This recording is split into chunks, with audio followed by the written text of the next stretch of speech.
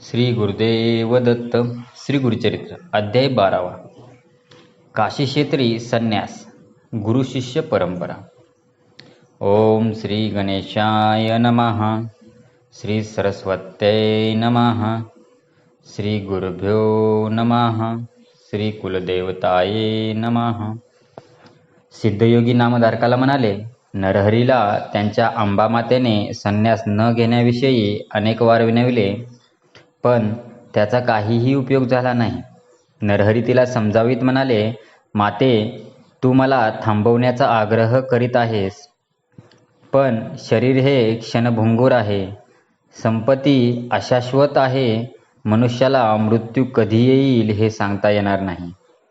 म्हणून हा देह आहे तोपर्यंत धर्मसंग्रह करावा.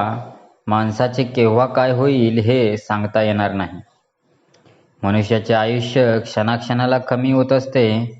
वृक्षाच्या पानावरील पाण्याच्या थेंबाप्रमाणे हे आयुष्य आहे. कधी गळून पडेल सांगता येणार नाही. समुद्राकडे धावणारी नदी मागे फिरत नाही, त्याप्रमाणे आयुष्य परत मिळत नाही. म्हणून मनुष्याने प्रत्येक क्षण पुण्यकर्मांनी सार्थकी लावावा. मूर्ख लोकांना हे समजत नाही. ते आयुष्यभर बायका, मुले, घरदार, संपत्ती यातच गुंतून पडतात. ज्याला यमप्रिय आहे त्याने खुशाल संसारात नाहीतर आळसात आयुष्य घालवावे. पण ज्याला आत्मज्ञान हवे असेल, मोक्ष मुक्ती मिळवायची असेल, त्याने विलंब न लावता धर्मसाधना करावी. मी तेच करणार आहे, म्हणून तू मला अडवू नकोस. नरहरीने केलेला हा उपदेश ऐकून त्याच्या आईवडिलांना व तेथे असलेल्या लोकांना मोठे आश्चर्य वाटले. आपला मुलगा इतक्या लहान वयात जीवनाचे केवढे तत्वज्ञान सांगतो आहे हे पाहून आईवडिलांना धन्यता वाटली.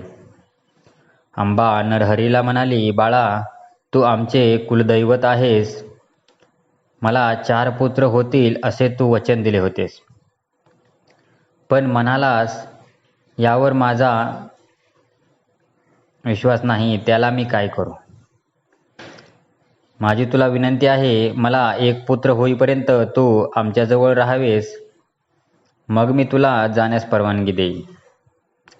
हा शब्द मोडशील तर मी प्राणत्याग करीन. त्यावर नरहरी हसून म्हणाला, माते, माझे बोलणे सत्य मान. तुला 1च काय 2 पुत्र होईपर्यंत मी तुमच्याजवळ राहीन. तुला 2 पुत्र झाले की मी थांबणार नाही. मी 1 वर्षभर तुमच्या जवळ राहीन. मग नरहरी 1 वर्ष आईवडिलांच्या जवळ राहिला. 7 वर्षाचा नरहरी सर्वांना वेद शिकवू लागला. 7 वर्षांचा हा मुलगा 4 वेद शिकवतो हे पाहून लोक थक्क झाले. मोठमोठे विद्वान लोक नरहरीचे शिष्य बनवून वेद शिकू लागले. स्वतःला षटशास्त्री म्हणविणारे लोकही नरहरीकडे येऊ लागले. त्यामुळे नरहरीची कीर्ती सर्वदूर पसरली. ते पाहून काही आईवडिलांना मोठी धन्यता वाटू लागली. काही दिवसांनी अंबा गरोदर राहिली. 9 मास पूर्ण होताच तिला जुळे पुत्र झाले. नरहरीचा आशीर्वाद खरा ठरला. सद्गुरूंचे वचन खोटे कसे ठरेल? पुत्रप्राप्तीने आईवडिलांना अतिशय आनंद झाला. 1 वर्षाची मुदत पूर्ण होताच नरहरी मातेला म्हणाला, माते, तुझी इच्छा पूर्ण झाली आहे. तुझे हे 2 पुत्र शतायुषी होतील. 2 पुत्र व 1 कन्या होईल. तुम्हाला कधीही काहीही कमी पडणार नाही. तुम्ही सर्वजण सुखात राहाल. तुमचे पुत्र तुमची आयुष्यभर उत्तम सेवा करतील. तुम्ही माझे स्मरण करताच मी तुम्हाला भेटेल.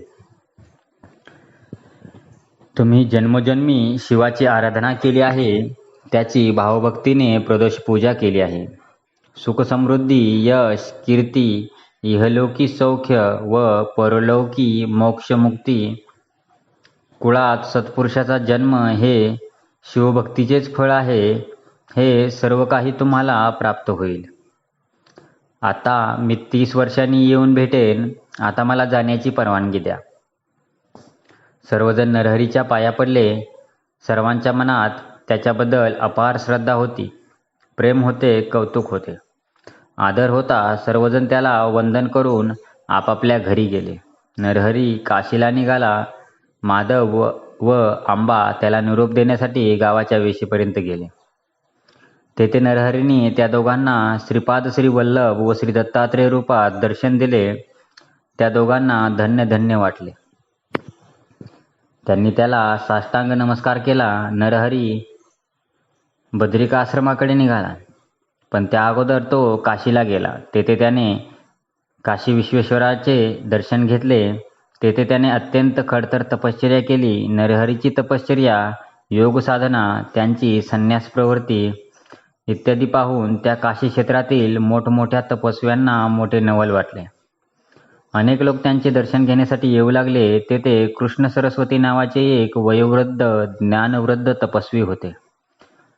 ते नरहरीची लक्षणे पाहून इतर तपस्व्यांना म्हणाले, हा नरहरी बाल असला तरी हा महातपस्वी आहे. हा परमज्ञानी असून जगतवंद्य सत्पुरुष आहे. हा गुरुपदाचा अधिकारी आहे. याने संन्यास घेतला तर या कलियुगात लोप पावलेल्या संन्यास धर्माचे पुनर्जीवन होईल. हा लोककल्याण करणारा आहे. याच्या दर्शनाने पतित लोक पावन होतील. याने इतरांना संन्यास दीक्षा दिली तर परमार्थ साधनेत आवश्यक असे बुद्धीचे स्थैर्य प्राप्त होईल. यासाठी याने अगोदर स्वतः संन्यास घ्यावयास हवा.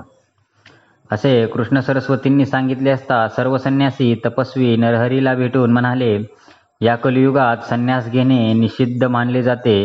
हे अत्यंत अयोग्य आहे. पूर्वी शंकराचार्यांनी संन्यास धर्माला प्रतिष्ठा मिळवून दिली होती.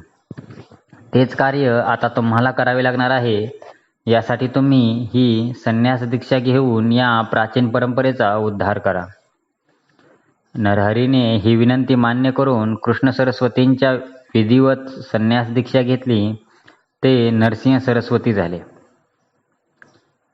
सिद्धयोग्यांनी असे सांगितले असता नामधारकाने त्यांना विचारले, नरहरी म्हणजे साक्षात त्रिमूर्ती दत्तात्रेयांचे अवतार.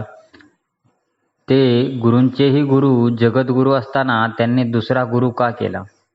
त्यावर सिद्धयोगी म्हणाले, पूर्वी भगवान विष्णूचा अवतार असलेल्या श्रीरामांनी वसिष्ठांना गुरु केले. त्याचप्रमाणे भगवान योगेश्वर श्रीकृष्णांनी सांदीपनींना गुरु केले. यामुळे गुरुपदाची प्रतिष्ठा वाढली. गुरु शिष्य परंपरा अबाधित ठेवली. हेच कार्य नरहरीने केले. नामधारकाने विचारले, हे कृष्ण सरस्वती कोण? त्यांची गुरुपरंपरा मला सांगा. नामधारकाने असे विचारले असता सिद्धयोगी म्हणाले, त्यांचा मूळ गुरु भगवान शंकर. त्याने विष्णूला उपदेश केला. विष्णूंचा शिष्य ब्रह्मदेव, त्यांचा शिष्य वसिष्ठ, या क्रमाने शक्ती, पराशर, व्यास, शुक्राचार्य, गौडपादाचार्य, आचार्य, गोविंद, शंकराचार्य, विश्वरूपचार्य,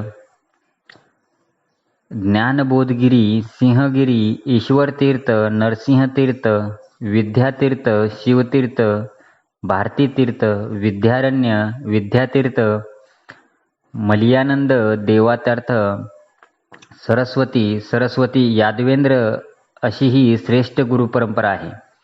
कृष्ण सरस्वती हे यादवेंद्रांचे शिष्य. नरहरीने कृष्ण सरस्वतींपासून संन्यास दीक्षा घेतली. त्यांना नरसिंह सरस्वती असे नाव देण्यात आले. नरसिंह सरस्वतींनी काशीक्षेत्री काही दिवस राहून अनेकांना संन्यास दीक्षा दिली व ज्ञानदानाचे मोठे कार्य केले. मग ते बद्रिकाश्रमाकडे गेले. त्यांना अनेक शिष्य मिळाले. मार्गात त्यांनी अनेक तीर्थक्षेत्रांचे दर्शन घेतले. संगमांचे दर्शन घेऊन ते प्रयागक्षेत्री गेले. प्रयागक्षेत्री असताना त्यांना माधव नावाचा ब्राह्मण भेटला. त्याला ब्रह्मज्ञानाचा उपदेश करून संन्यास दीक्षा दिली व त्याला माधव सरस्वती असे नाव दिले. सरस्वती गंगाधर श्री गुरुचरित्र सांगत आहेत. याचे श्रवण केले असता चारही पुरुषार्थाची प्राप्ती होते. अशा रीतीने श्री गुरुचरित्रामृतातील काशीक्षेत्री संन्यास गुरु शिष्य परंपरा नावाचा अध्याय 12वा समाप्त. श्री गुरु दत्तात्रेय अर्पणमस्तु. श्री गुरुदेव